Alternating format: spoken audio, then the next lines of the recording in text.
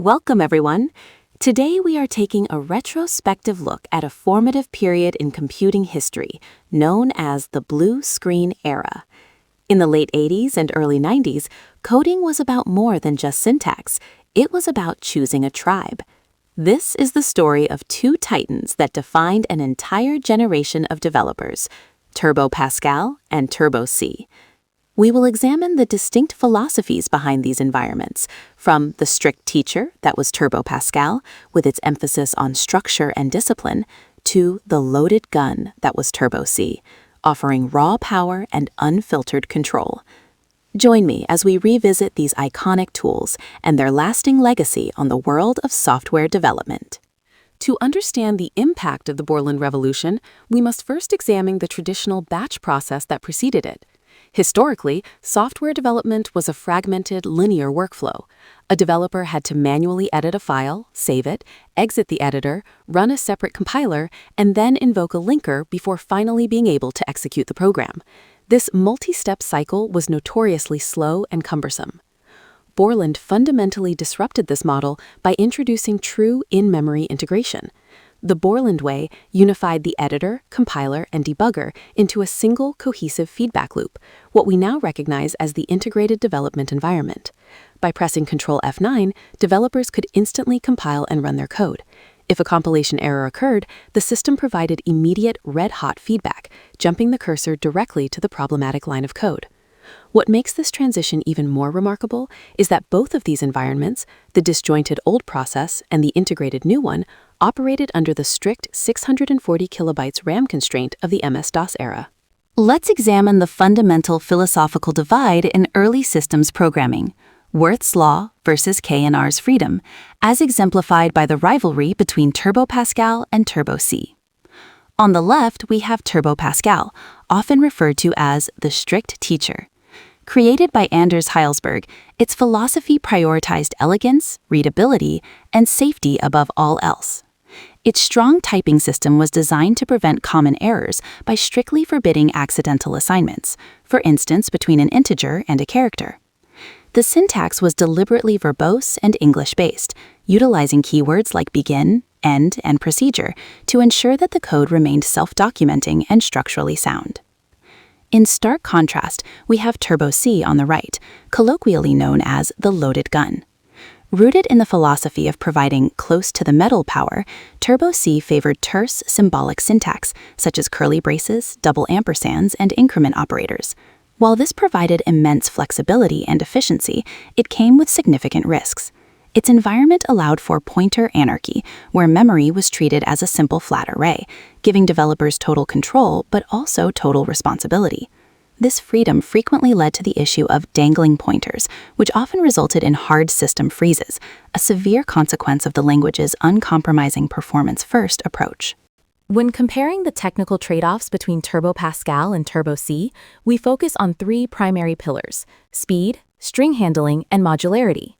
Starting with speed, Turbo Pascal is blistering fast. It utilizes a one-pass compilation process directly to memory, which avoids the traditional linker bottleneck.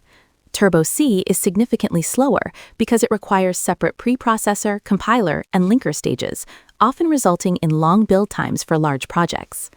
In string handling, Turbo Pascal offers a safe implementation using a length byte.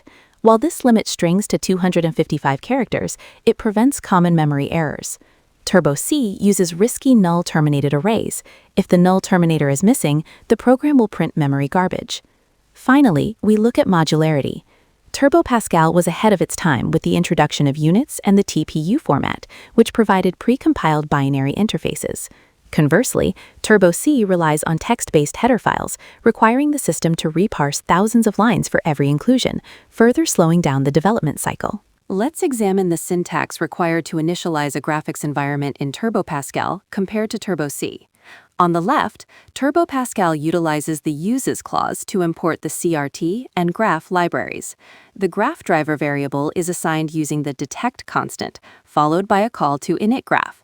As noted, Pascal handles string paths quite gracefully, requiring only a single backslash within single quotes.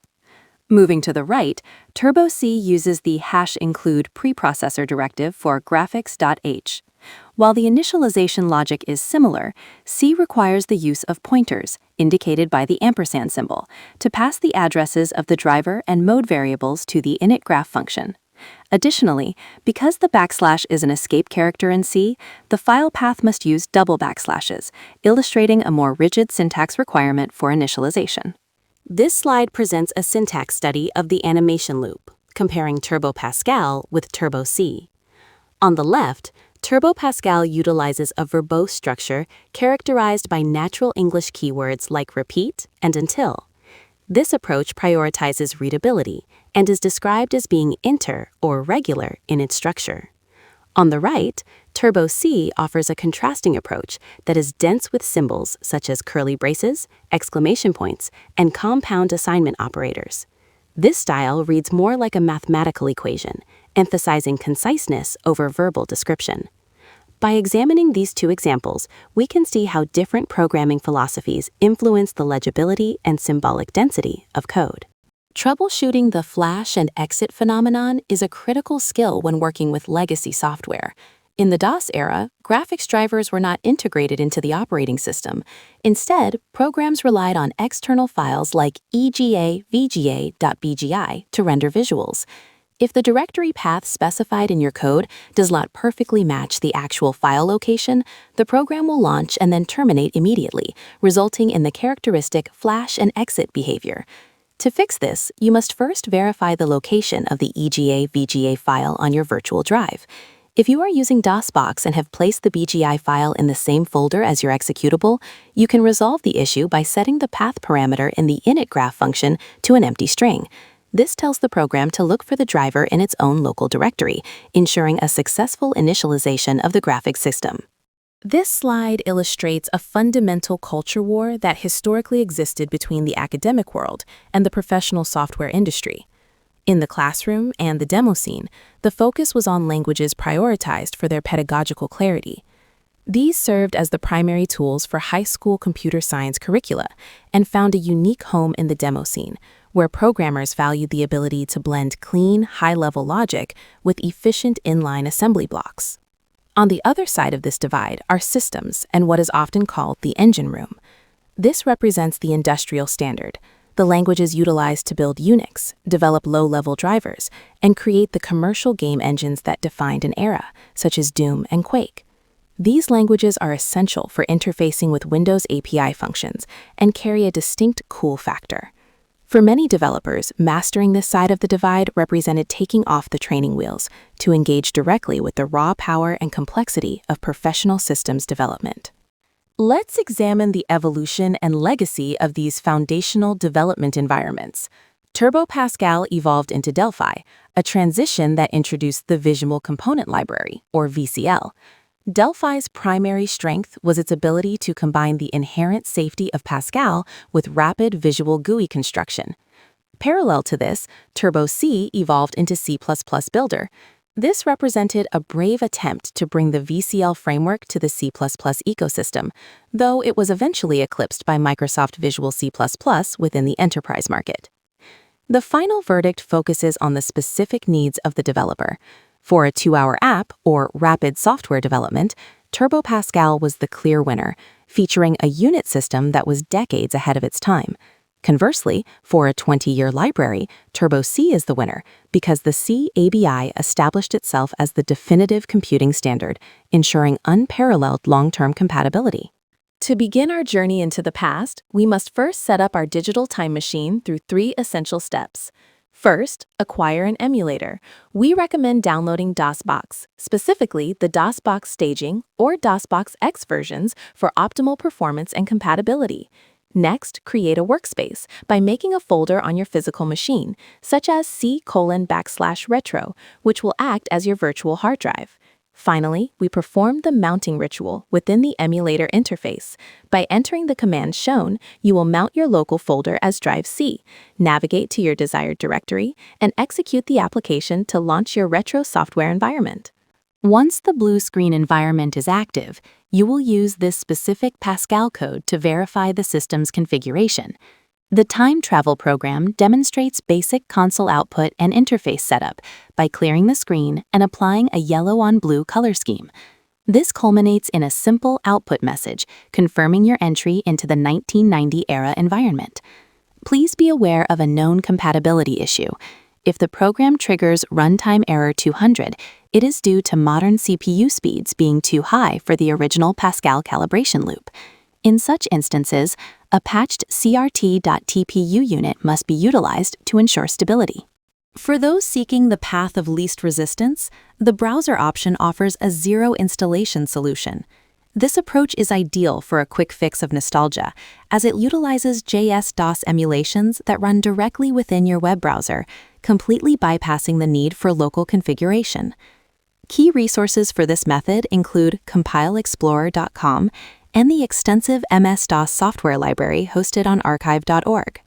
Additionally, a simple search for terms such as Turbo C Online Compiler or JS-DOS Turbo Pascal will provide immediate access to these legacy development environments. To understand our current frustrations, we must look at what we have lost. In 1988, Borland's Turbo Pascal compiler offered a level of performance that we still struggle to match today. It provided a sense of instant gratification through a remarkably tight feedback loop that allowed developers to iterate almost as fast as they could think. In contrast, modern C++ builds can often take hours to complete. We find ourselves in a paradoxical situation where, despite vastly superior hardware, we are still chasing the seamless development experience that was standard over 30 years ago. To conclude, I would like to share the resources and references used for this retrospective. For those interested in hands-on experimentation, emulation is the most accessible route. Projects such as DOSBox Staging and DOSBox X provide robust environments for running legacy code on modern systems, while JS-DOS allows for convenient browser-based exploration. Regarding the software and documentation, WinWorld PC is an excellent source for abandonware archives, specifically for versions such as Turbo C 2.01 and Turbo Pascal 7.0. Additionally, the BitSavers archive offers a wealth of original Borland manuals for those seeking deep technical insights. The content presented today is rooted in historical retrospectives of Borland IDEs, and these resources serve as the primary foundation for preserving that legacy.